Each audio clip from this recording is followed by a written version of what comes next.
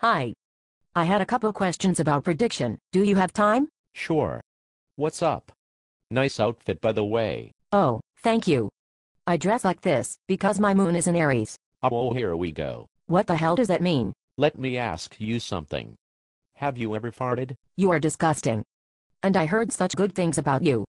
First you flirt with me by talking about my outfit. I saw you looking me up and down. Then you ask me about farting? Well, have you? I think I might be getting a little whiff of something now. Everyone has farted. What's the point? Which planet made you fart? That's silly. I made me fart. You just blinked your eyes. Which planet made you blink your eyes? No planet, that's a neurological thing. Yay. So why did a planet make you wear the clothes you have on? Well, that isn't it exactly, Capwyo, you know what I mean. Using terminology like that puts astrology in a bad light. It makes it sound like you are some kind of pawn to fate of the planets. Planets don't make people do anything. There is no fate attached to human life as a result of planets. What people do is because people decide to do it, not because of a planet. But last year when my relationship broke up, transiting Saturn was right on my Venus. Your relationship broke up because of a decision that you and your mate made. Saturn was not in the relationship with you. What happened? Did you cheat? Well, let's move to the question, which is, what techniques do you use for predicting? You have to use transits and solar arcs as a team in tandem. In transits, ignore the Sun through Venus, and quite honestly, I don't pay a lot of attention to Mars transits. My focus is on Jupiter through Pluto, hard aspects only to the Sun, Moon, and the angles. Solar arcs are based on hard aspects. You don't use secondary progressions? The only thing of real value in secondary progressions is the Moon's movement. What? That is crazy. Astrologers have been using secondary progressions for hundreds of years. So what? They used to also use primary directions and lots of other progressions that were foolish. You have to understand that a lot of things existed before the discovery of Uranus. There were holes to fill in. Today, we realize that Pluto's transit or arc to the lights or angles has the potential of heavy stuff. What did they do before Pluto was discovered to account for things? Do you see what I mean? Yes, and it makes sense too. As you probably know, secondary progressions are based on the model of the ephemeris. The computer calculates a horoscope on a given day after birth, that is the number of days from your birth that you want to represent in years. In other words, if you are born on the 1st of the month and want positions for age 30, you would start on the 2nd and count 30 days. The problem is that the heavy hitters, Saturn through Pluto, do not move much in the ephemerisy lifetime of a person, so you lose them. The Moon moves quickly and so is valuable when it goes over an angle and makes a conjunction or square to Saturn. Other than that, secondary progressions are useless.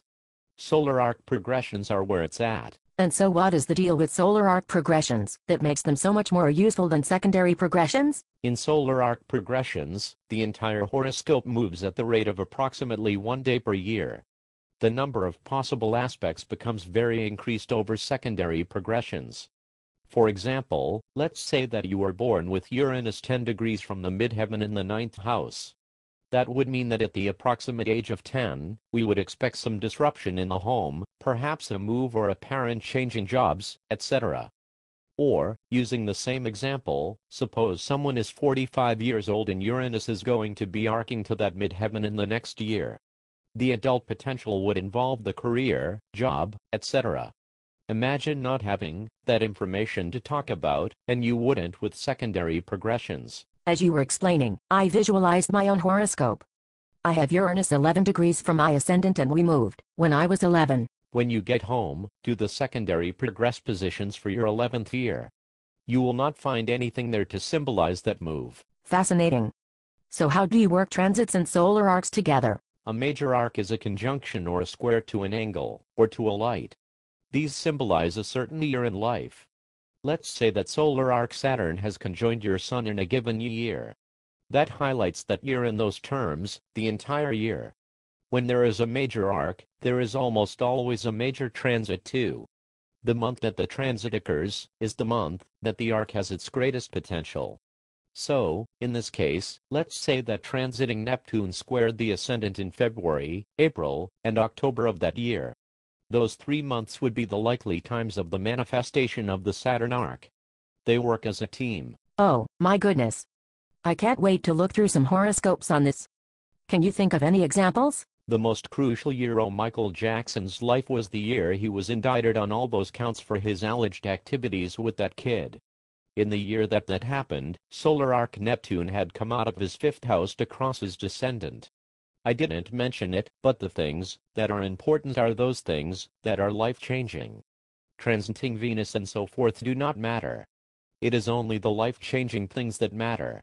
That is what you need to focus on in a consultation. And that is why you only focus on the hard aspect contacts to the lights and angles. I get it. There is more. Between the ages of 43 and 47, we all experience what is called a solar arc semi-square. All positions in the horoscope by arc are semi-square their natal positions. It can be a very important time. Sarah Palin had it when she came out of nowhere to run with McCain. Bill Clinton had it when he won the presidency. Obama had it when he won the Democratic chair to run for president. O.J. Simpson had it the month he was arrested for killing his wife. Hillary Clinton was in it when Bill won for presidency. I have scores of examples. Wow. Is there anyone that you have been watching? In 2012, Tiger Woods has solar arc midheaven and ascendant to Saturn. That should be a cute time for him, if things continue along the lines they have been going.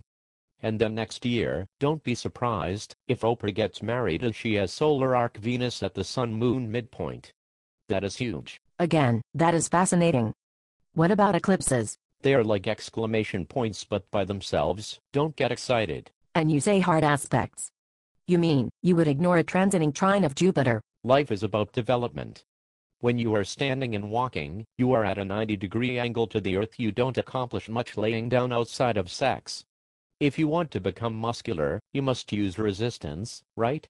The greatest thing that we have in life, childbirth, occurs through tremendous pain.